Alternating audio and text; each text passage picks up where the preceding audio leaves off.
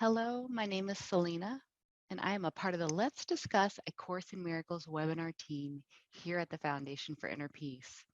The mission of the Foundation for Inner Peace is to publish, distribute, and discuss A Course in Miracles, and we're holding these Let's Discuss online webinars as an expression of our vision of extending love through A Course in Miracles teachings. Before I introduce today's pre-recorded discussion, I invite you all to join me in prayer. So from the text, chapter 2, I am here only to be truly helpful. I am here to represent Him who sent me. I do not have to worry about what to say or what to do, because He who sent me will direct me. I am content to be wherever He wishes, knowing He goes there with me. I will be healed as I let Him teach me to heal. And now it's time for our session today called Couples on the Path. We'll be discussing how our special relationships can serve in both union and separation. The discussion will focus on couples who do the course together or not, and those who may find themselves singled out. We'll be addressing the big concepts of the course and how it better relates to our experience here, such as if we are all one, why do we need to work things out in relationship? And even if we're coupled or not, what are the pros and cons of this as a course student? So our companions today are the perfect ones that are going to be helping us to unpack the subject of couples on the forgiveness path. And it's with great pleasure to have and welcome everyone today. In this webinar, we have Foundation President Tam Morgan. She'll be joined by several course practitioners. We have Terry Miles, Jacob Glass, Annie and John Campbell, Peter Miller, Joe Keller, and even me, Selena Granado. We'll each introduce ourselves as who we are in this world of illusion and how we came to A Course in Miracles. So, hello, everyone, and welcome to you all. Hi, everyone. My name is Selena Granado, and I am a volunteer with the Foundation for Inner Peace, a part of the webinar team. I'm here with my partner, Joe Keller. Happy to be here today. I've been a student of A Course in Miracles since about 2005, and I'm a career human service, social service person. So that's what I do for my day job. So happy to be here today for this conversation. Hello, everybody. My name is Joe Keller, and I am partnered with Selena here to my side. I am also a Course in Miracles student, obviously. Selena is the one that introduced me to A Course in Miracles almost 5 years ago. And as part of my day job in this 3D world, I am in information technology. And also a great volunteer. And a volunteer, yes. Yep. And we're in Southern Nevada. Oh. Hey, hi, I'm Tam Morgan, president of the Foundation for Inner Peace, and I am here with my sweetheart partner, I have to point in some direction, over there, Peter Miller, and go for it, Peter. Hi, my name is Peter Miller, and I'm here as partner of my sweetheart, Tamara Morgan, and in my day job, I work for an environmental organization on climate change, and I live in Oakland, California. Annie and John. I'm Annie Campbell, and I work with John together, running a relationship and Course in Miracles training together with my lovely partner. Done? I'm done. So my name's John Campbell, and Annie's just said, so Annie's my lovely wife, and we work together, both writers and speakers and coaches. And we are living a life of a dream, just guidance, you know. We haven't planned anything. We never had planned anything of this. I've studied the course since '97, and wouldn't know how to get on without it. Terry. Hello, everyone. My name is Terry Miles. I am the wife of Albert Miles, who wanted to be here to be part of this discussion. He had a work commitment. We live in Los Angeles, California. I am a retired trainer from the state of California, and I study the course and am a facilitator of the course.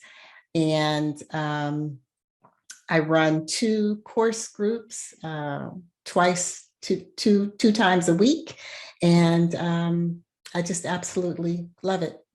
Thank you. Thank you. And Jacob.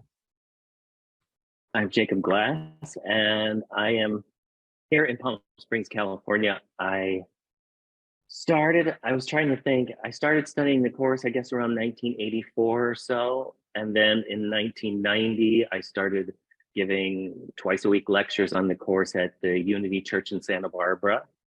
And I consider myself retired. I'm not, but I think of myself as being retired. I write books and I do online twice a week talks. And that's it. Are you here with your partner? Oh, I'm single. I'm single. Forgot why we were here. Okay. I'm going to start this off with the reading from the course that says, the ark of peace is entered 2 by 2, yet the beginning of another world goes with them. Each holy relationship must enter here to learn its special function in the Holy Spirit's plan, now that it shares its purpose. And as this purpose fulfilled, a new world rises in which sin can enter not, and where the Son of God can enter without fear, and where he rests a while to forget imprisonment and to remember freedom. How can he enter to rest and to remember without you? Except you be there, he is not complete, and it is his completion that he remembers there. And I am extra excited that Jacob is here, because years ago, when I was single as well, Jacob and I had met together in a conference, and we agreed that if we didn't find someone, we'd enter into that ark together. And still welcome to, we'll be a threesome this time. But I'd love for Jacob to start first, to discuss what that paragraph means to him. Need to be 2 by 2 as people in relationship, in special relationship, to enter into this ark of peace. What does that mean? And would love to go around to hear each person's perspective on that, especially the teachers, or particularly, we don't all have to talk about the same subject at once. To me, in the context of the course, I never thought of it having to do with like a couple, another person in particular. In fact, in terms of romantic relationships, like that never even enters into the course in sort of my thinking, is because those are words that are never used in the course, like romance and marriage and sex, and none of those things are even mentioned in the course. And in the context of so much of the course, to me, it would make more sense that the ark of peace would be entered with somebody you hate, and not with somebody who is a romantic partner, because that's the person you're doing the work on. Is, you know, you'd be going in with Hitler or Trump or Obama or whoever you see as the problem, that is not letting you have peace. That I can't have peace because so-and-so is doing such and such. Even in terms of, you know, I always think that, you know, we're just sort of the extra people in the course, but it was really written for Helen and Bill, and they were not a couple. And that was their issue, was the degree to which they could not get along. And in some ways that's the last person they would want to go into the ark with. So to me, it's not anybody necessarily in particular that you go into the ark of peace with, so much as it whoever appears in your mind at that moment, whether it's somebody you love or somebody you don't love, it's still going to be that issue of, am I in fear and separation? Am I in oneness? Am I judging and attacking? Do I feel peace about this? So, you know, even just the essence of the course saying, this is a self-study program. It doesn't say it's a 2x2 study program. So you can do it completely on your own, because the world is just full of annoying people to practice on at all given times, as well as, you know, because there's those parts of the course that says, you know, whoever occurs to you right now, it may be somebody that you think you love. And so I think it's probably more intense if you're studying it with somebody who's your romantic partner, because they're there all the time. And it's easier for them to push your buttons than it is somebody who doesn't necessarily know you. But for me, there's always someone in my consciousness, you know, but when I first started studying the course in the mid 80s in LA, I went to a study group on Friday nights for several years. And that was the only time, honestly, that I ever really feel like I practiced the course with other people who were also practicing the course. And so that was good, because you have that same language, you know, the terms that the course uses and all of that stuff. So I think that that's really, like, if you have it, that's great, because then you don't have to explain, you know, what you mean by blah, blah, blah, blah, blah.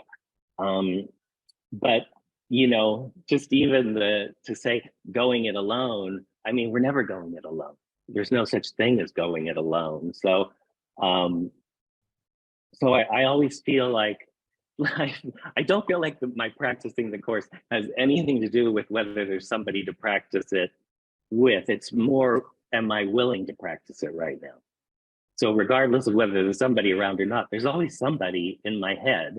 So it's just, you know, do I actually want to do what the course says or not in this moment?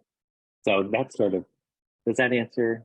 Oh, very much. Thank you. Also, I mean, I think spirit, the paradoxes that are in the course itself is perfect to say, or go it alone, because we are never alone. That's the whole point. But I'd love to hear from some of you other course teachers, like Terry, do you have the same perspective on it? Can you expand on that? Sure, I can expand on it.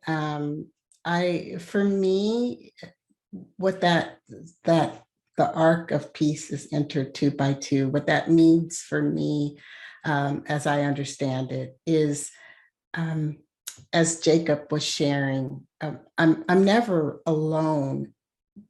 But for me, whatever is before me, I want to remember what my purpose is. And so the course talks about, you know, roles and symbols. And so as, you know, these symbols are before me, maybe it is my personal relationship, or I see clients also as a spiritual counselor. So when people are before me, you know, where am I in that space, in that moment, you know? And the idea about walking in peace, my whole purpose, I want to have a more peaceful life always. And that's what the course has supported me in. And I think by definition, as I am living that and working the tenets of the course, by definition, those who come into my consciousness, those who are around me, those who are before me, those who sit with me, my personal relationships, peace permeates throughout all of that. And so that's what that means for me. And John and Annie? Well, for me, the going in 2x2, again, I know I'm never alone. However, I have found that being in a committed relationship is a very, very powerful way to bring up any stuff which is not of the light, you know. And so I always think that the purpose of our relationship is to use the relationship for healing. And also, I mean, I find it a great help, because we can, The course says one who temporarily has more always has a responsibility to the one who temporarily has less. And the two biggest important words are temporarily. So what we find is that we remember that, and the one who's, in the right mind, maybe Annie goes in the wrong mind, I have to stay in the right mind. That's the only way I can be focused. And the same the other way around, vice versa. So yeah, I think it's a fantastic way to actually heal. But I think the arc itself and the 2x2 is very much, it is a much broader thing. It isn't saying special. It's definitely saying you go in, whoever you're with. I love that that Terry said, that whoever you're with is in that moment, you're going into the arc together. If you're loving and kind to each other and you're appreciating each other and you're part of that person, you've become one. And that, in a sense, is going into the arc every time you do that. I also love that perspective of you going with someone you hate, because there is where the holy instant, the healing does happen. And it's not easy. I mean, we'll shift into the conversation of what it is like to be when you are in a coupled relationship, if one person is doing the course and another person is not practicing the course, and what is that like? I was very lucky in that when I was told for the second time to do the workbook, I'm not very disciplined, and I was kind of grumbling about it because I heard from an inner voice to do it, which is the only time I'll ever listen to anything or anyone usually. And so I was kind of grumbling and opening it up and starting to do it. And Peter said, "What are you doing?" And I said, "Oh, yeah, well, I'm finally doing the course lessons, for myself because I was told to." And he noticed my resistance and said, "Well, do you want me to do it with you?" And I looked at him like, "You would do that with me?" He was not a course student. He hadn't read the course, nothing. He said, "Sure, I'll do that with you." And I was just shocked. And he asked, "What do I need to know?" And my response was, the only thing you need to know is that you don't believe it. You don't have to believe in it for it to work. Mm-hmm. And I'll hand it over to him for a moment to hear what his experience has been and what he felt just doing it to be my companion in it. Thank you for that. And I have so much enjoyed doing the workbook. We're now on our second time through it together. I'm not the most disciplined either, but I think we help keep ourselves engaged. But I was struck by something Jacob said too, and I'm not a course teacher, so I don't know if this at all corresponds to what the text is trying to get at, but it seems to me that part of what being alive means is to be in relationship, because if being alive means we see ourselves as an individual, something separate from the rest of the universe. When we pass, we're going to be part of everything else in some form or another. And so as we are in the world, we're in relationship with the world, with each other, sometimes with the different parts of ourselves. And that's in some ways what the course strikes me as, is that mediating that relationship. And the more we can feel at one, the more we're in the arc of peace. So Peter is obviously a little bit more advanced than I am in our practice. We really, we have been very much lackadaisical, and we don't do it every day, but we stay on the same lesson for, sometimes a month at a time if we like the lesson. Our first round, we were probably a little bit more moving through it more quickly. And now I feel like I'm doing it a little bit more, even more seriously throughout the day. But it's a great thing because we do move through arguments faster because of it. We remind each other of it when we're in the thick of it. And sometimes when one of us just can't step into forgiveness, and if we bring it up, there's usually still a willingness to read a lesson, even if we're annoyed with each other, and it does start to come in as its own force to bring us back to each other. And it's really been an extraordinary tool for us, at least for me, for the me part of us in this, that I did not expect. And how about you guys? Joe, Selena? Yeah. Well, first I'd like to, I was thinking about this arc of peace and, what you read and entering 2 by 2. And when I think of the arc of peace, it makes me think about what Jesus is trying to say through the whole course about forgiveness and the miracle mindset. It really reminds me of the arc of peace. Entering into it is really entering into that holy instant. And so, to have the holy instant, what does that mean? It's really just the one choice, the only choice that we're all either making or we're not, whether to use our right mind and to have the miracle mindset and to look at things with forgiveness or not. So, 2 by 2, I take it as, it's like the common purpose with any brother, like everyone else has said, whether you're with a couple in the world of form, you're coupled together, or the clerk at the grocery store, there will always be opportunities that come up where you can be aware and make that choice no matter what arises. So that's how I see it as well. As far as our practice, so I've been practicing a little bit longer than Joe. Joe has been a long time a non-dual student. So when we first came together, we had a little bit of different language, how we described things and talked about it. But what it really comes down to, we understand this idea of forgiveness. We understand that there's really nobody else out there. And we get that when we're forgiving, it's really forgiving people for what they haven't done. So that's often central in the way that we talk about it.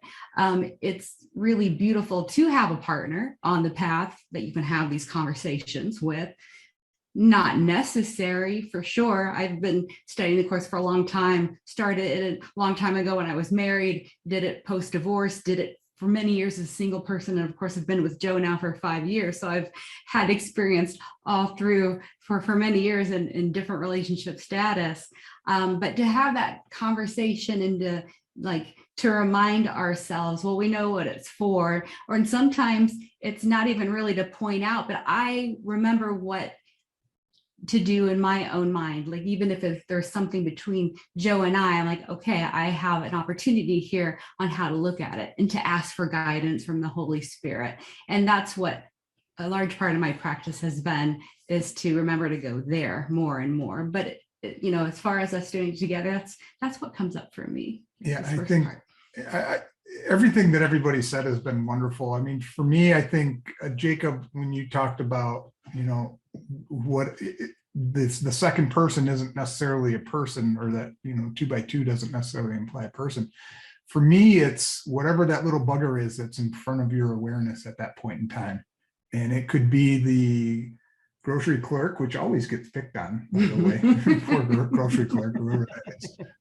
They always seem to be the butt of our example. But whatever is bothering you at that time, I think, is that second thing that you're walking with. And that's how I see it. And then from a relationship standpoint, I don't think it matters if you're in a relationship with someone that is studying the course or you're not, because there are plenty of opportunities in either facet. But I will say there is, at least on the pro side of the equation, Selena and I can talk quickly in a fast language, and we don't have to explain it to somebody that isn't a course student. So for example, we were driving the other day and Selena was talking to me about recalling an event that had recently happened. And I said, oh, you're being a little judgy there. Don't be judgy. Don't be judgy. And she's like, she stopped and she's like, yeah, you're right. And I will forgive it. And so we can quickly bring ourselves back, bring the other one back, and without a giant dialogue in front of us. So, And that's that. and that's that. Something that you brought up, Jacob, that is becoming a little controversial in the course world that I'm seeing, and I don't know if that's direct, well, it is related, of the you said the essence of the course is a self-study course. And that's how I was brought up. That's what I was told. But when I really tried to look it up specifically, I have found nowhere that it actually says in the course, this is a self-study course. And so there are a lot of groups that say, no, absolutely not. No, this must be studied in groups. This must be studied with a teacher. You know, everyone has their opinion about everything, as they always will in perception. But, you know, as I say, I always was brought up through my mother and through Ken that this is a self-study course, but it doesn't mean that you don't need anyone else out there in relationship to work it out with. And since forgiveness actually happens in relationship, and this course is about forgiveness, I would say, you know, we practice it through our projection of seeming selves to go back home to where this never happened.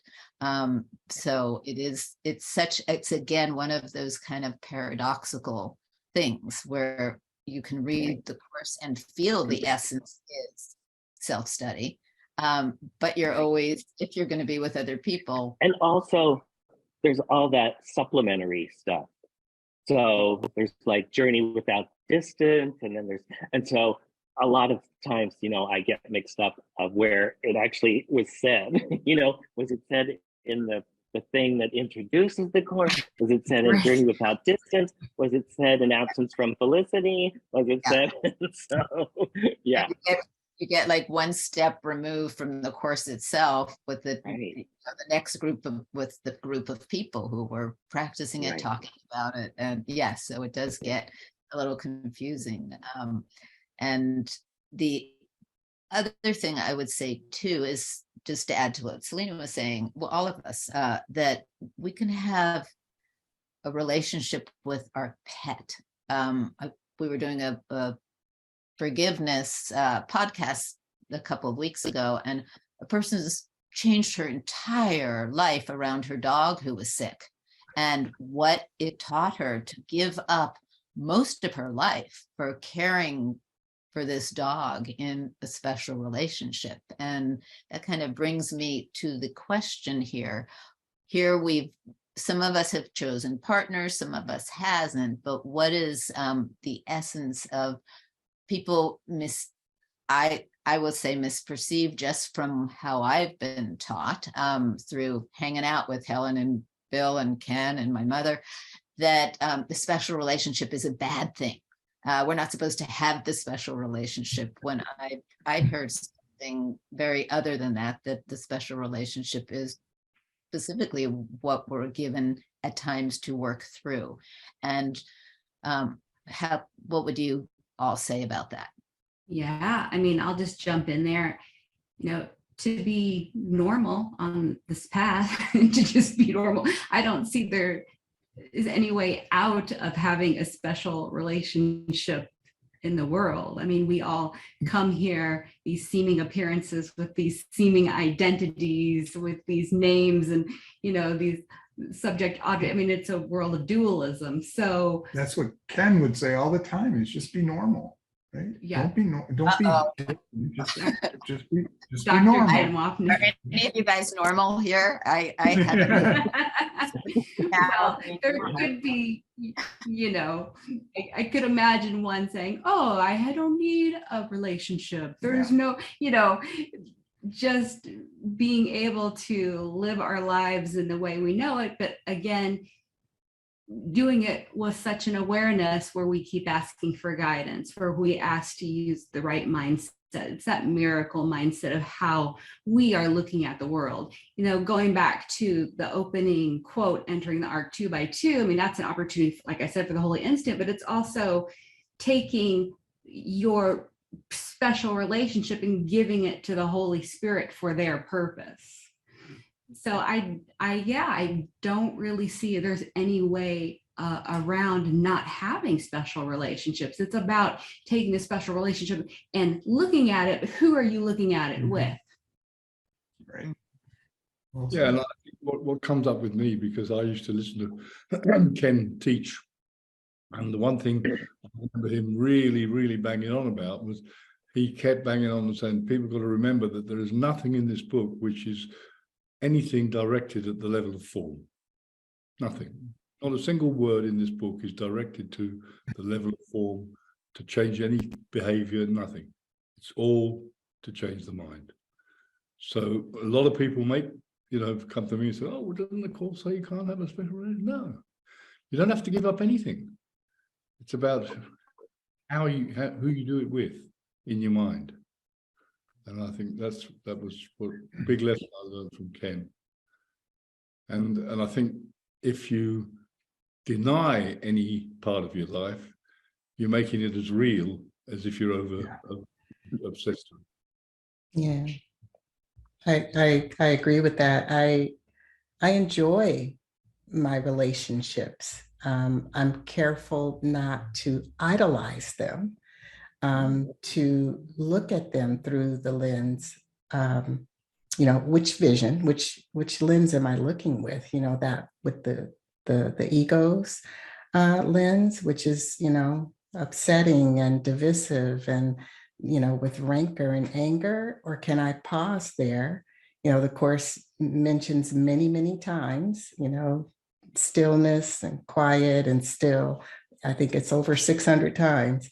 And for me to take that pause, and when I notice in those relationships with Albert or any relationship, which teacher am I looking with? And so to take that pause, to take that moment, and it's just an instant, to shift that mind, to shift my mind and look at this in a different way.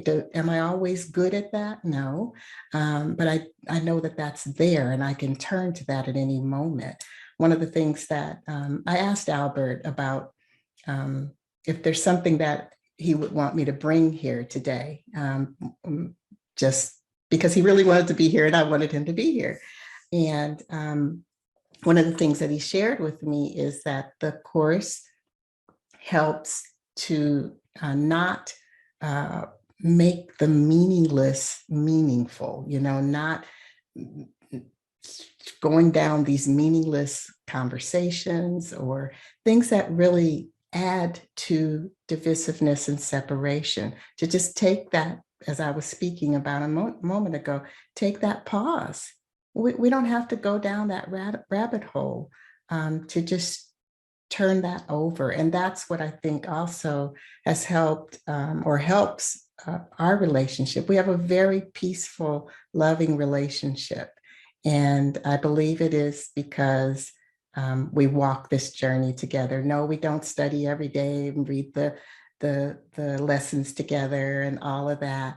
In fact, when the Course first came into our lives, Albert used to read to me when we were first married. And one day I was just kind of laying there and I said, oh, just could you read something to me? And the Course was there. And I said, oh, you can read that. It's way too big. I'm not interested in that big old book.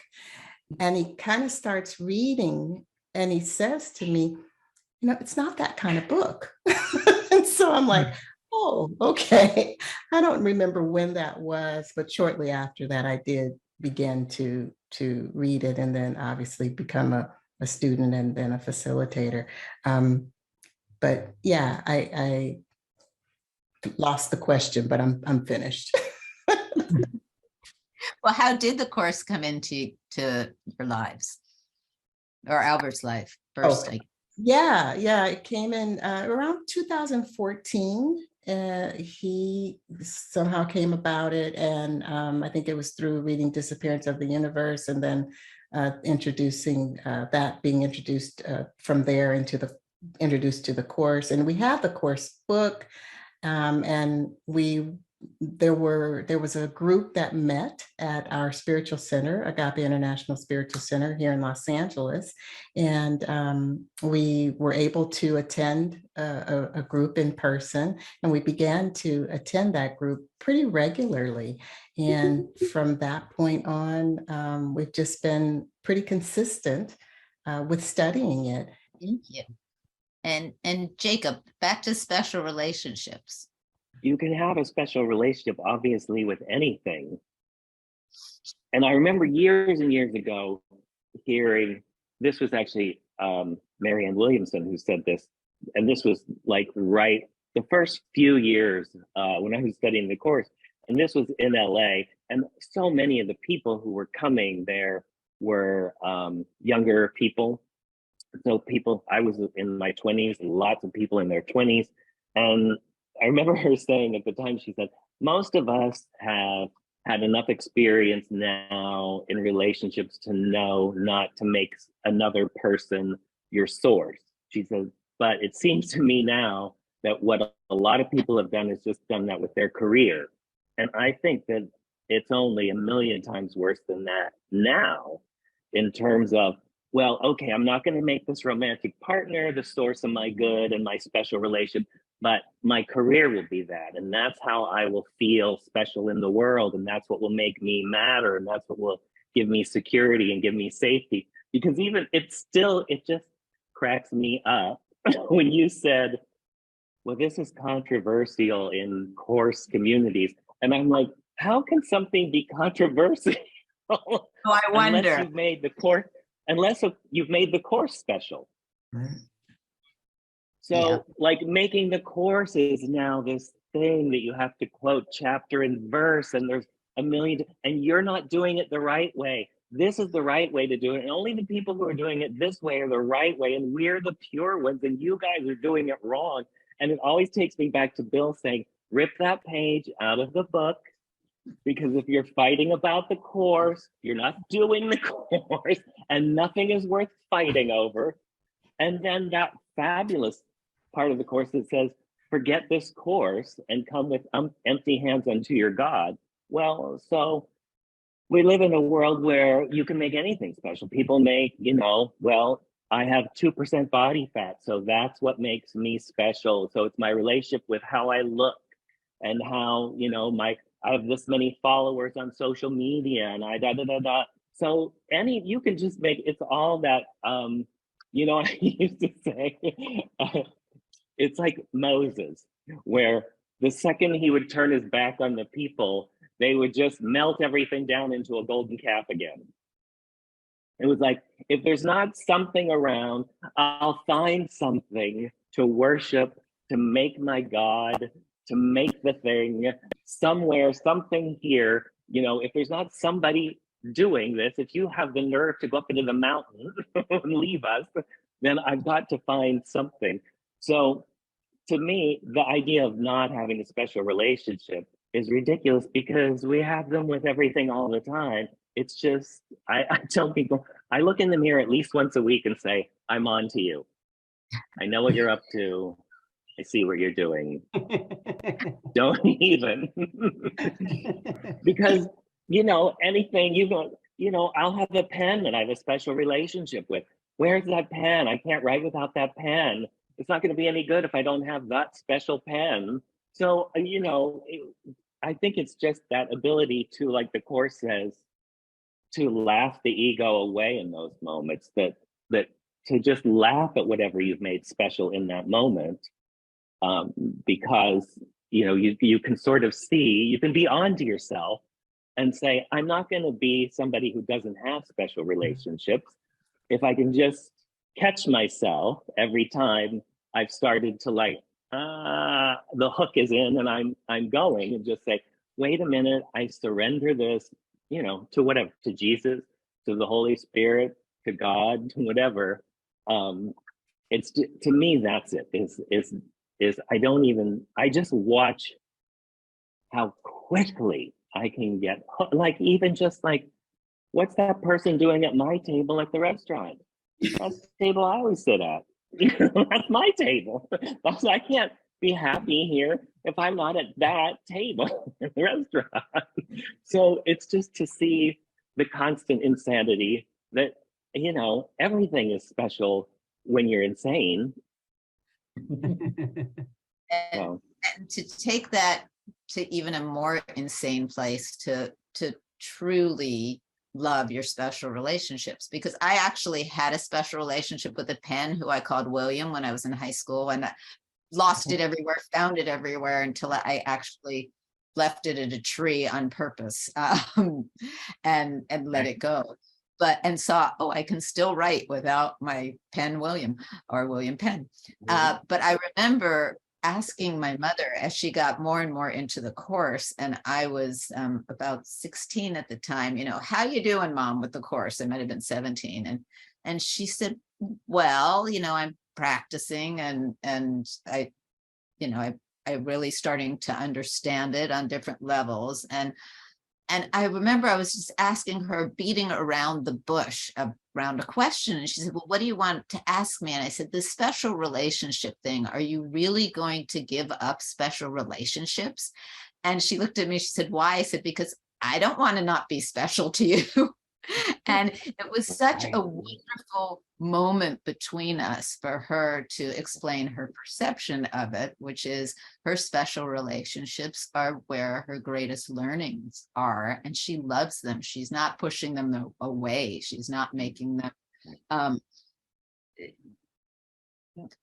verboten, you know, like, no, I can't have that. I'm going to let go of all my special relationships, and I am just going to be pure here without anyone or anything being important to me. And I remember taking this deep sigh of relief of, oh, okay, I haven't quite lost my mother to this course thing yet. And then, you know, for me, one part of me, I got married because I really felt there were things I had to learn in relationship. But I did choose someone for my husband who was 15 years older, who I thought, oh, good. Well, then, you know, in 15 years, towards the end of our life, he'll go first and I'll have 15 years to be by myself. And I really did feel that. I was so independent and felt that. And when we got divorced, I was alone again. And then I didn't really expect to be with someone else. Wasn't really looking, and met Peter, and didn't expect to be in a special relationship with Peter. He was a friend, and it was fine, and it was lovely, until I started to see something deeper in him that I hadn't seen at first. And then at hook started. And how do I let go of this? And I will say, as a fair warning to all of those who are very happy independently, when that hook comes, and me, I'll speak for me, I used the course, and one of the first things as we were starting to do the course was, I give this relationship up to the Holy Spirit. That's when all hell breaks loose. It's like, that doesn't mean, oh, everything's really peaceful now. That's when all the stuff comes up to do the work. God help anyone who's in those kind of special relationships and hands it over to the Spirit, which I would highly recommend, you know, because after years, I would say we're in a much more peaceful place because of that. And you know, there are those times that I used to chase my mother and try and get her angry. And just as she'd go to yell at me, I go, you're not practicing the course. And now I feel like karma, that, you know, it's all coming back. My son saying that to me. When I went to the Unity Church in Santa Barbara in 1990, and I was meeting with Reverend Judy. She was the assistant minister there, and she was the one to, you know, clear if I could lecture there. And she was saying, and you know, a lot of Unity churches have Course in Miracles groups. And so she was talking about, I don't know where she was before, but she said, oh yeah, we studied the course, and my husband and I, we decided we were going to have a holy relationship. So of course we got divorced. I never forgot that. So of course we got divorced. And there I also think of, yeah, no, but I also think of that line where the course says, the Holy Spirit knows that you have special relationships which he would purify and not let you destroy. So it's never saying don't have them. In fact, it's saying don't try to get rid of them, but just like you were saying, give them to me. I'll F them up for you. You don't have to do it yourself. I'll be the one to come in there and bring up everything that needs to be healed. You don't have to worry about that. So yeah, the escaping of it is pointless. They're just supposed to be given over, not that we're not supposed to have them. Right, but I told Peter, oh, just trust, you don't have to believe in any of this for it to work. And then, it hits the fan and, do you want to say anything about that? Dear? Yeah, I mean, I feel like I'm learning a lot here. So I really appreciate everybody's thoughts and the way in which, we the word special can mean a lot of different things. There's the sort of Christmas holiday special, it's a little precious, and there's the Special Olympics. It just feels to me like the message I'm hearing is the way in which we special can mean not really opening up to the truth of that. There's a protected quality to it. I'm going to practice the course, but I'm going to have this relationship as special, and it's safe either with myself or, and I think, when Tam and I started going out, I was recently divorced. I didn't expect to be in another long-term relationship for years, and then we connected, and finally she came to me. She's like, I choose you. But I'm leaving. That's it. It certainly hooked me, and I think there's a way in which we've both been willing to open that relationship to continued growth and examination and change, and in the context of love, when we're at our best, in a way that has allowed it to grow and not be special and protected and safe, but instead to be a living thing. I had a special relationship for sure. My first relationship with my husband, who has now departed to wherever we go. And there really is a difference, because it was through his death that the course came to me, because I was in the most deep, dark place. And I found the course. I didn't know other people did it even. I just started doing the lessons all on my own. I didn't know it was a self-study course. And it just changed my life.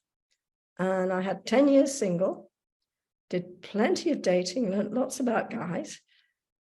And then I found this one because he was doing the course. I said, that's it. I want to find someone I can do, who knows and understands this stuff. And my goodness, does it make a difference? Because I think we take responsibility for our own feelings. We don't blame each other. That makes such a difference. I mean, in the past, oh, no, you did this. No. We don't do that because we know, it's not like that. And that's the great benefit of being with a partner that does understand the course and the whole business of relationships. And we have fun. Okay, yeah, we were scratchy at first. We had all that, the paper, and we still have them, but we recognize, we stop immediately. I know immediately when I've been triggered and I've got a bit of stuff to clear here. I'll go for a walk or I'll come back and we'll help each other clear, I mean, it's very different to me, having experienced really what I would call a special versus an ACIM relationship. Yeah, there is a big difference, and it's much more fun this way. So I think the course lessons and the whole teaching is very, very simple, really. Be kind, be loving, be generous, look always for the good. And no judging, the judgy. we have a little tool that we use together. We work on eliminating the 4 C's every day. And that's complaining, criticizing, comparing, and controlling. which is, it's a tall order, but when you have the intention, yeah, it helps. But for me, it was strange because, my whole life had been, when I realized it was the specialness that I put on relationships that caused me all the heartache. That's what was my encouragement to change these relationships from special to holy, because they well brought me the heartache. And I thought, wow, this is peaceful, and I didn't, when I met Annie, we were put together because Oh my gosh, were we put 10 together? years ago, we both signed up to a talk in London with the Miracle Network without knowing each other, but we actually met on a spiritual dating site, and not knowing that we would have met anyway at this 5 days later. 5 days later, and we met. Yeah, We've been together ever since. yeah. That was it. We knew that we were right for each other. But the thing that I think one of you brought up was about you can have a special relationship with anything. When I found complete, our relationship is 99% peace all the time. I thought, well, that's okay, but what? Because I don't get triggered. What I do get triggered about something, so I can use any relationship, use course principles in any relationship to heal it. And I suddenly thought, my God, I've got a special relationship with my soccer team, as you call it in America. We call it football. I'm going to use it because this doesn't go down well, shouting at the TV screen. Shouting was more, it was like screaming. I think I nearly frightened Annie off. And I thought, this doesn't feel good. So I started to practice the course with that.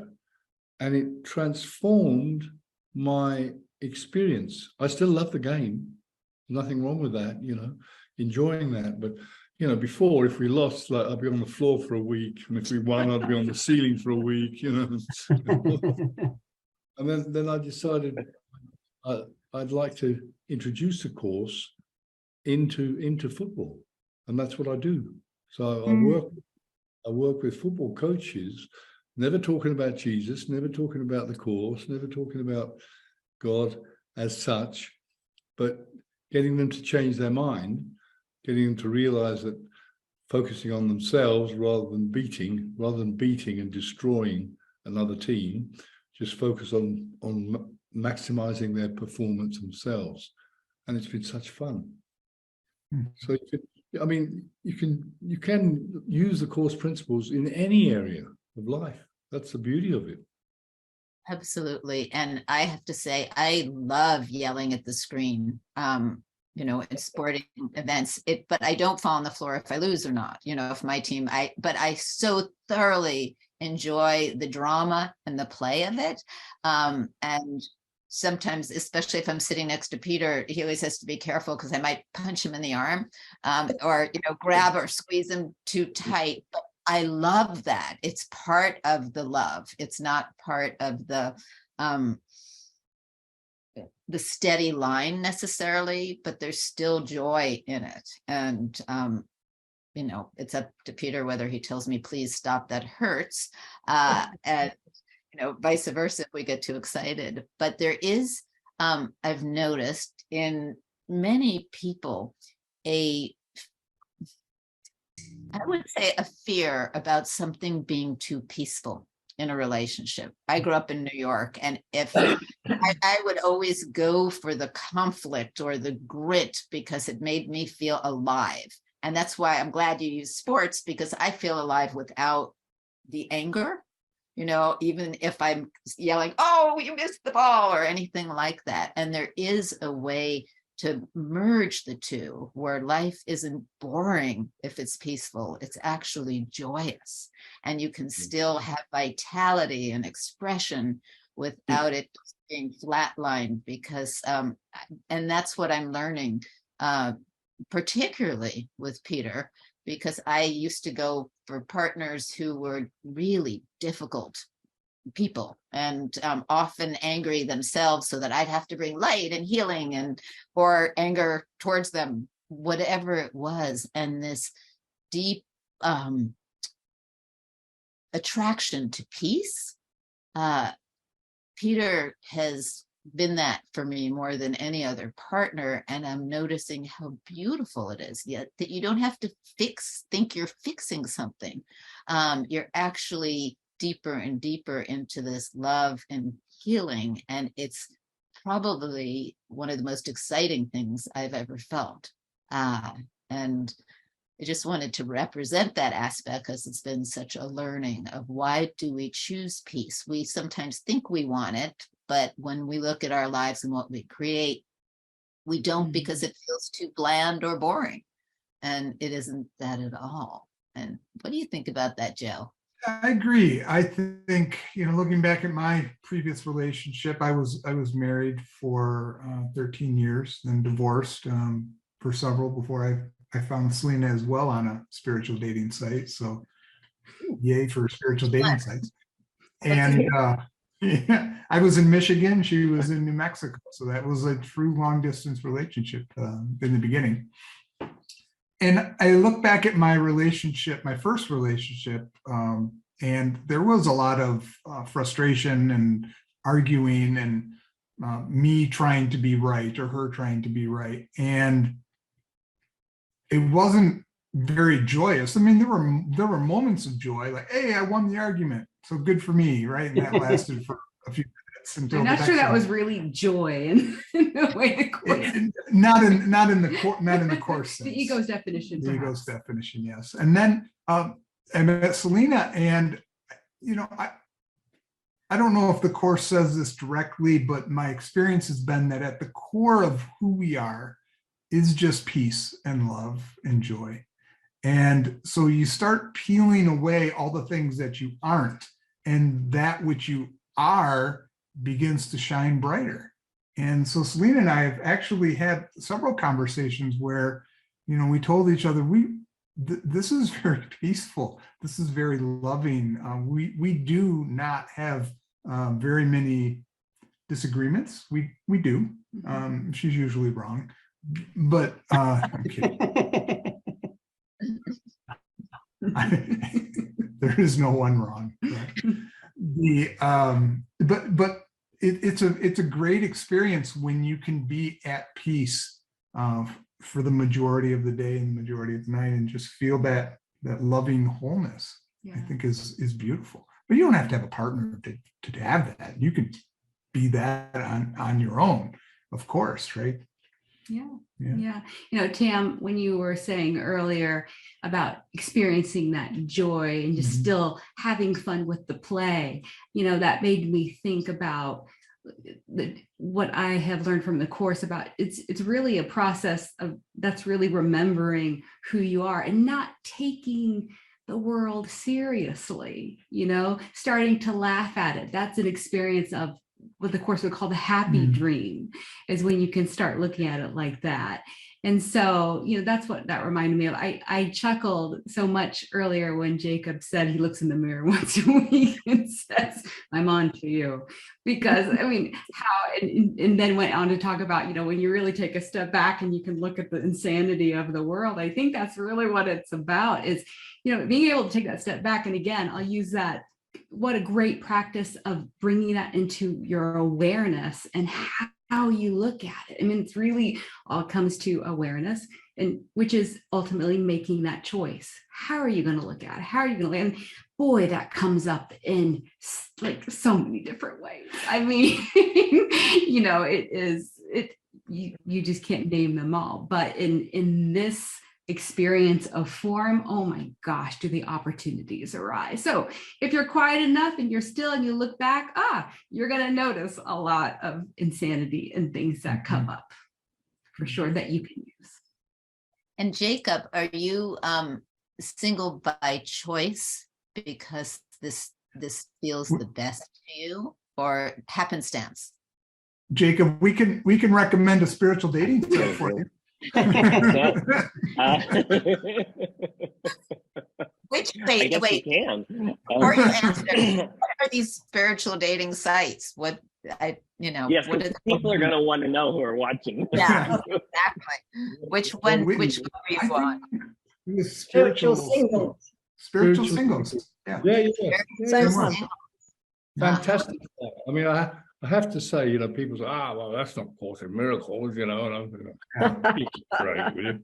And it's fantastic because it really is handing things over, and you get a great, you give a personality, you know, questionnaire, and they're all obviously private within the algorithm, and a sexual questionnaire, which is very intense and all private, of course.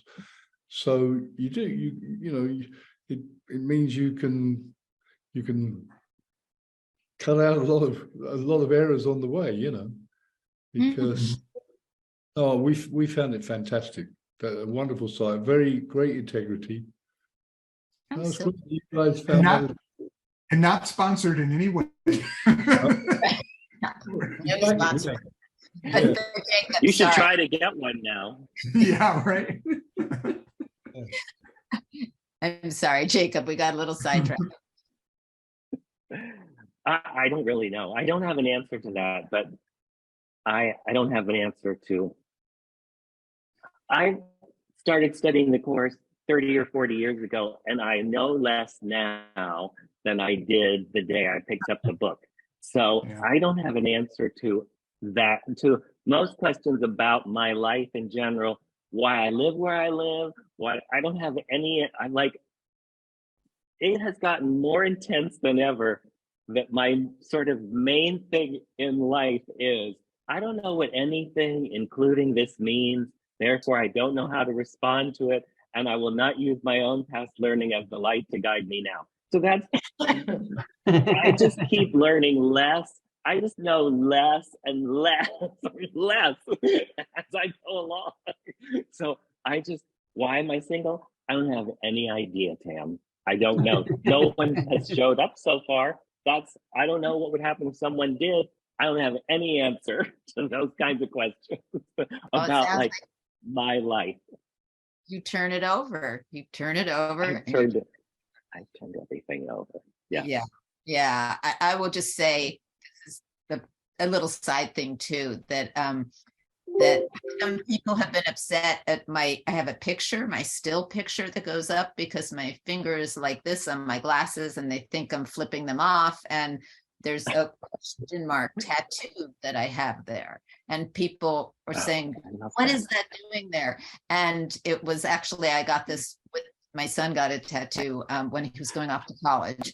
And what it represents, actually, no, this was when he was 21, but what it represented for me was less of the WTF of, you know, what that stands for, what the F, than my mother always saying, what's this for?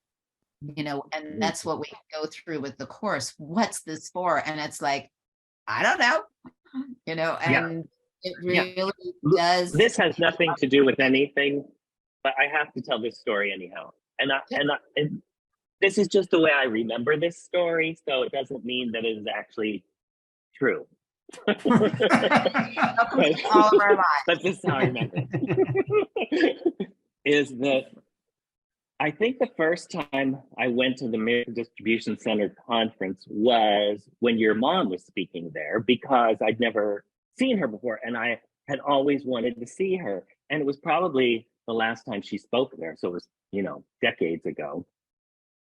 And I remember her telling this story that was really sort of the beginning of me really launching into, and I know less now and I don't know anything.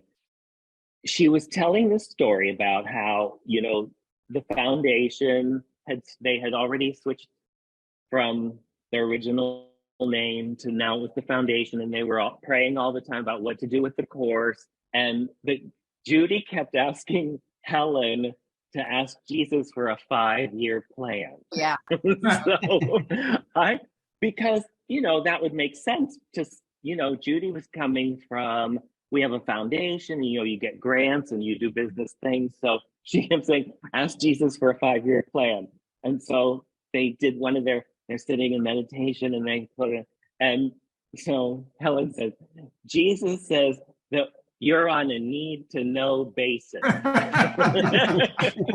Now, whether that's literally what Judy said or not, I don't know, but that's how I heard it was. Jesus said, you're on a need to know basis, because if you had known however many years ago when I first started saying this is a Course in Miracles, please take notes, that it was going to be 1,200 pages and it was going to be a book, and you would never have done any of this. So you're just on a need to know basis, one little day at a time. So that helped me so much. And I've used that all the time of I'm on an extreme Jesus need to know basis with everything. So, all my plans are like in pencil because I don't know, I think I'm going to do this, but I don't know because I'm on a need to know basis so that I can't mess it up. It's sort of like if you knew everything that was going to happen, you wouldn't do any of this because you'd just be too paralyzed. So we're just going to, if you would have asked me why am I single 20 years ago, I would have probably had a big story. But now, I don't know, I'm on a need to know basis. I don't know why. Why? But I am happy and I feel good. And so I guess it's all right. Yeah, absolutely. And, as we keep saying, our special relationships can be with anything. And there is certainly great things about being in a relationship with someone else who's doing a course student. For me, some of the challenges are when I just want to be a bitch and just feel like something's coming up and I'm not choosing peace, and having a partner going, you're not choosing peace right now. It's but it's a funny challenge. It's one that I do indeed welcome. But I'd love to go around and hear, so for our audience, they love some practical advice of what to do. And I don't know about advice, or hearing our experiences of what do we each do when we are in that place where our ego goes nuts. It can be called an ego storm when we're in relationship. And what do we do? Do we step back? Do we practice the course? Do we think of something else? I can say it's out of the course realm with my son and my relationship with him when he was very, very young. I was talking about this on a podcast today. When he was very young, we'd get into it together and we'd each be so at it, insistent that we were right and that the other needed to apologize. Granted, I am talking about an adult with a 3-year-old. And it would just come to a part where we couldn't stop. And we both agreed that in those situations, we should have a code word that would just stop it. And he said, okay. And I said, well, what word do you think it should be? And he said, grocery cart. And I said, oh, grocery cart, why? And he said, oh, because you put things in it and then you take them out.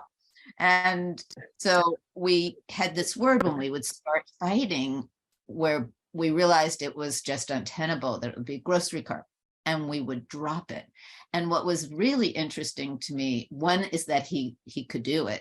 When he was a teenager, it was a little harder, older, a little harder, but we still use it today sometimes. And just that actually within hours or even days, a true heartfelt apology would come from either of us. Saying, oh, my behavior was badly or was bad, or oh, this happened. So I'd love to just go around and our Zoom room and see what you each do in relationship with either your partner or anyone in the world that gets you to stop and shift and remember.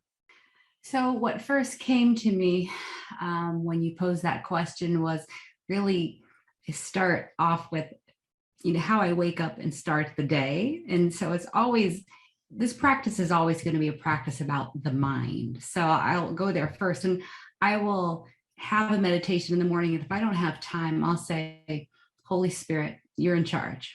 That's at least, that's like 2 seconds of reminding, that's how I'm going to start my day. Holy Spirit, you are in charge today. So that is a big thing that I do that is helpful. Another thing that I catch myself doing throughout the day more and more is remembering, coming to the space of awareness and remembering how I'm looking at the world and who I'm looking at the world with, which I mentioned earlier in this webinar, to see the world, and I see it like as a movie, as I'm sitting there with the Holy Spirit, with Jesus, and watching this movie together. And that has been really phenomenal in my practice, as far as remembering the unreality of the world of form. So that has been really great for me. As far as working with Joe, I think we mentioned some things about how we do these gentle reminders with each other. So, but I will always say that I understand this, even though we have each other to support each other in this practice here in the world, I always remember first that it's in the mind. It's in the mind. I think there is a temptation, especially when you're having these really great conversations with partners, with friends, especially Course in Miracles people, that because it's the course would seem so philosophical, and it can be very scholarly and very metaphysical, to get drawn into that and to want to challenge each other or want to be complicated and really just discuss it. But I have to always remember has nothing to do with that, but it always comes down to practice. So it's understanding the practice forgiveness, but not just talking about it, talking about around forgiveness. It's really, are you doing it? Are you doing it? For me, it's coming back to that practice in my mind. And that's how we support each other. But we also just know that we each have to do it. And to me, that's almost really what the self-study means. I don't know if that says anything in the course. You said it does that, but that's also how I learned about the course. It's a self-study practice, but perhaps it means that every seeming individual here in the world of form will at some point in their path come to make this choice on how they're going to be looking at everything. And so for me, it's just remembering, who I'm seeing it with. Thank you. And Joe? Well, like Selena, I wake up and I can't do this every time. Sometimes I forget, but when I do remember, I say to myself, remember, this is just a dream.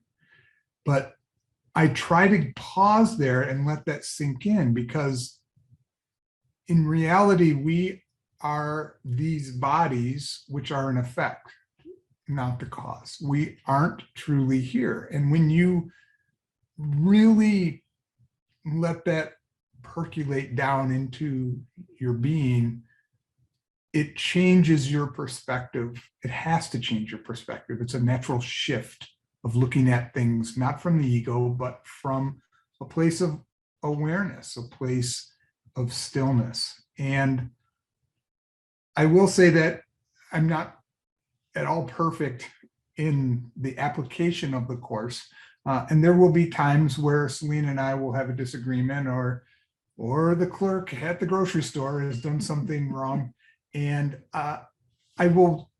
the hard part for me is to catch myself. So I have to, if I catch myself, it's somewhat of a downhill place from there, because then it's easy to apply the principles. But when I do catch myself, a lot of times I will say, do you want to be right, or do you want to be at peace? And 99 times out of 100, I want to be at peace. There is that one time where that little voice comes up and goes, no, you want to be right. And so you have to have that discussion and make sure that you shift it over. But that's how, so I start in the morning to say, this is just a dream, and to remind myself. And then when I do catch myself, if I'm going off into left field with the ego, I will say, do I want to be right, or do I want to be at peace? And that answers it for me right then and there. Thank you. And Peter? What comes to me is the way in which Tam and I have become more comfortable with our practice, and in which we and that's enabled us to see the truth, in each other. So I'm just thinking of, when was it, last weekend, 2 weekends ago, and I came over all grumpy and schmully, and you made me feel you did this, and now I'm blah blah blah, whatever it was, and it triggered her, just set her off. And I think she was thinking back what you said earlier, John and Annie, about the one who's temporarily, doing a little better. And I think Tam was the one that night, and she's like, look, let's just take a couple minutes. And, I look at her, I'm like, okay, I know you're right. And I know we're going to get there because I love you. And we've done this so many times before, but I just couldn't find my way. And so I just had to sit and, she came back and I was still grumpy and said something mean and whatever. And she's like, all right, we need a little longer. And, by later that night, we were like, well, what even was that?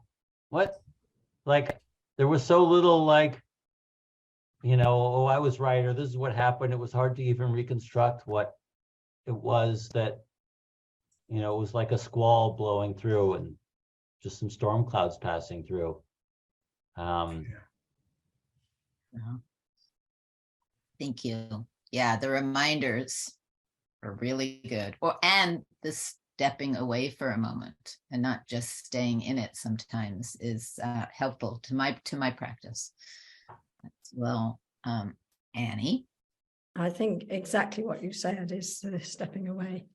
If we've got to the point where more often me, I have to admit. I had one the other day. I can't remember even what it was about. So I stepped away.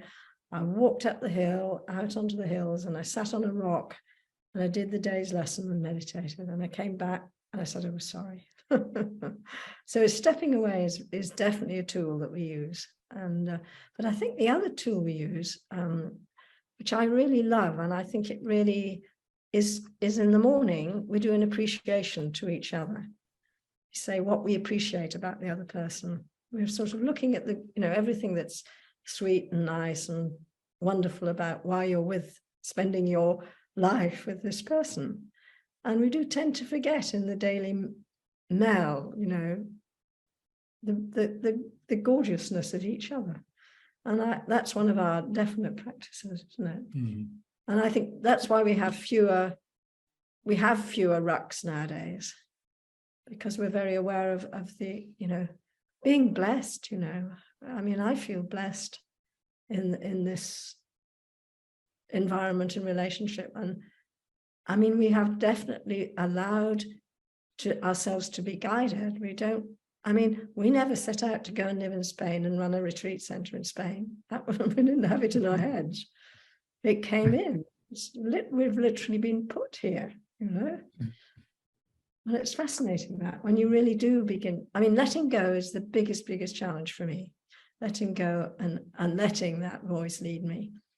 But I'm getting better and better and better at it. And the more I do it, the easier our life gets. And that would be the other tool. Let go, stop controlling. Thank you. John. Yeah, I think, Annie just said, what's really important to us is we start our day every single day. Excuse me. We never miss. Before we even get out of the bed, we do the course lesson for the day. We listen to it because I think we're so blessed these days with the digital devices we have, so we hear the one from the Foundation of Inner Peace, and then we'll switch over and we'll listen to Carol Howe, so we get another perspective, and then we'll listen to the, so we're really a bit, yeah, but we enjoy it. We enjoy it. It's fun. We do it for fun, it's not a. But I think the other thing that helps us, we have a few agreements. Yes. And one of the agreements is that there's no private thoughts. So any thought we have, we share it. And the other thing is that when we are triggered, either one of us are triggered, we always have a practice where we stop and say, close our eyes and say, what is the feeling? So identify the feeling in the trigger. Instead of going into the mental, what is the feeling? And then I always ask myself, when was the first or worst time I felt this feeling? And eventually the Holy Spirit will take me to a situation, and oh my God, it's like lifting the clouds straight off, come through and forgive the original situation. So that's really helpful. And then the other thing I think is we give each other permission. So there's no unsolicited advice, which is not really a great thing.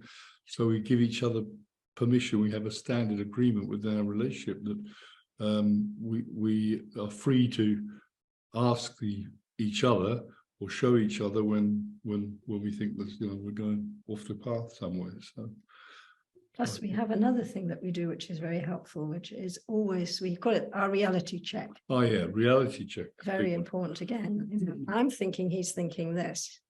So I think, well, is he thinking that? Feeling that. Or feeling. What do you feel? I mean, the course is very clear about feelings. In a very short bit, it says the true use of judgment is on how you feel. And I mean, I think it is going in there and what is this feeling within me? Am I feeling angry? Am I feeling at peace? What is the feeling? Am I feeling whatever? And really unknotting that, because that's the secret sins and hidden hates that you're bringing to the light. Beautiful thing. Terry. Just going back to what I brought in around what Albert said earlier when I talked to him about just noticing when there's this meaningless chatter, this meaningless thought, these things that take one down a rabbit hole and lead to more divisiveness and separation. For me, it's remembering, we're in partnership, we're in relationship, we're in a marriage. I also have to be willing. Someone brought the word willing in earlier, willing to love and to be open and to be accepted and to have acceptance for myself first. And this is where that self-study thing comes in for me. When I have that for myself, it's so much easier to open that to someone else in any relationship. Remembering what the Course says, that the content that never changes is love. That is who and what I am. And if that is true for me, it has to be true for everyone that I encounter. The other one, I think, I forget who said it, but I don't know what anything is for. I think it was Jacob. I don't know what anything is for. And the moment I find myself trying to figure it out, trying to understand what did Albert think when he did that, there I am in that separated self. And I just pause and begin to notice if I can see it differently, see something differently. What am I? How am I personally perceiving this? And then Annie, this one mind, I just love this, the feelings. How am I feeling when I am interacting and I'm having a thought that I'm just like, what in the world is going on here? And to shift that. And then, yes, the Course does say, let me notice how well I'm doing by how I'm feeling. That is the one right use of judgment. And I love that because I can check, use the body to check to see how I'm feeling here. And then the last thing I'll just say is important for me in all of my relationships that I don't use the Course as a weapon, that I don't, that I just notice which lens I am looking through this world with, which teacher am I choosing at any moment of any day, and not to wag my finger at anyone to tell them what they're not doing in that moment and what they should be doing. Because you know what they say, when you're pointing one, there's a whole bunch going back at you. So it's really important for me to remember those things that I just shared. And that's what helps in a practical way in my relationships. Thank you. Jacob. Because I am single and because I live alone, and I've lived alone for decades now, most of my stuff ends up being about me. But in the original, when you just originally asked the question, I don't remember exactly how you said, but it reminded me of, I went to see Kenneth Wapnick years ago when he was still in upstate New York. And I just remember in that seminar him saying something that was similar to what you said about when you're under ego attack. So to me, that's like the most intense. So there's things I do every day just to sort of stay, you know, as semi-sane as I am. But if it's what I consider ego attack, so whether it's about somebody else or it's about myself, none of the other stuff will work in terms of like, I just surrender this, or I just give this over, or I just try to remember the truth. So I will write it all down. So I will, there's a woman named Byron Katie who does something called The Work, where you do these, she calls them judge your neighbor worksheets, where she says, give your ego its voice on paper where it can't hurt anyone. So I will just write out all of it, because if I do it in a blanket way of I surrender this, then I keep going back to the thought again, which is I'm a worthless piece of shit. I don't deserve to live. I messed up my whole life. So I will just write all that out. So it'll be a page or 2 pages or whatever. And then I say, okay, now Jesus, you sort all this out. I don't know if any of it's true. I don't know if it's not true. I don't know if it means anything. I don't know if it doesn't mean anything, but I have to at least get it out onto paper so that it won't just keep coming back. So I'll say, so I surrender this to you. Now here's what I want instead of this. So then it'll be like, I want the peace of God. I want forgiveness. I want da da da da. And then I can release it. So, but that's doesn't happen all the time. That's if it's some intense thing, like where I'm locked in, like if you're locked in with a partner or somebody, I'll just write down all my hateful thoughts about them. You know, they should suffer, they should die, they should this, they should that. Instead of trying to like sort of get to forgiveness while I still have all this evidence and judgment, I'll just put it down on paper and then I'll go, okay, now I can just say, that's probably insanity. And now I want to go to peace. But that doesn't happen that often. But that's what I do when I get to that place that I consider like you're under ego attack. Like there's just bombs dropping everywhere. Like you are under attack from ego from within, where, you know, I have to, where it takes something bigger than just my sort of normal, I surrender the day to you, you know, mostly that, you know, works on a day-to-day basis. But sometimes, you know, you've built up evidence, this big, you know, evidence file, and you hate to just waste it. You built all of this evidence. You know, hate to have done this for nothing. I'd like to present the case, you know, here. I know that the higher court will dismiss the case, but I'd still like to present my evidence somewhere. So I just do, and then I go, okay, now I'm ready to let it go. I haven't said it to anybody out loud, so nobody's hurt by it. And so it's just there. And now you can shred it. It's fine. Put it in the paper shredder. It's okay. Because I feel like, okay, you know I'm insane, but I needed to just present the case first. Thank you. I wouldn't know anything about that, being the granddaughter and daughter of a lawyer. And you hear how hard Peter's laughing. It's like, I gotta present my case. And that's a great thing to just write it down. You use the word surrender and then letting go. And it's interesting because when we first did our search engine for the WE, I was trying to show someone, look how great this is. You can put any word from the course in, and then you'll see what page it's on. And so they said, well, like what? And I said, well, like surrender. And I put it in, and nothing was coming up. Nothing was coming up. I said, is it broken already? We've just started this. And it ends up that the word surrender is not even once in the course. Let go is, release, things like that. But Yeah. I Isn't that just funny? surrendering your case to a piece of paper and then letting it go actually is very fluid and makes a lot of sense. Thank you for that. Thank you for all of this. One of the things that just popped up as I look at each of you and just really delight in this conversation and us coming together is actually that word, the word delight. When someone who is,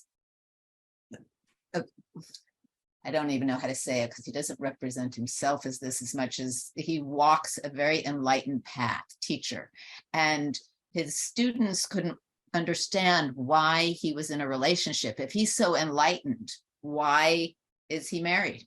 what does that mean? And I was always touched by his answer, which I hope we can each take with us. He said, because I delight in her. I don't need her. I don't have to project on her, but I delight in her every day. And there was something that went very deep in me. And as I get deeper in relationship and I realize that about my partner, the delight, as you talk about the gratitude for the person who you are with, no matter who it is, that feeling of delight and bringing light into your love and your relationship, really, it's very touching to me.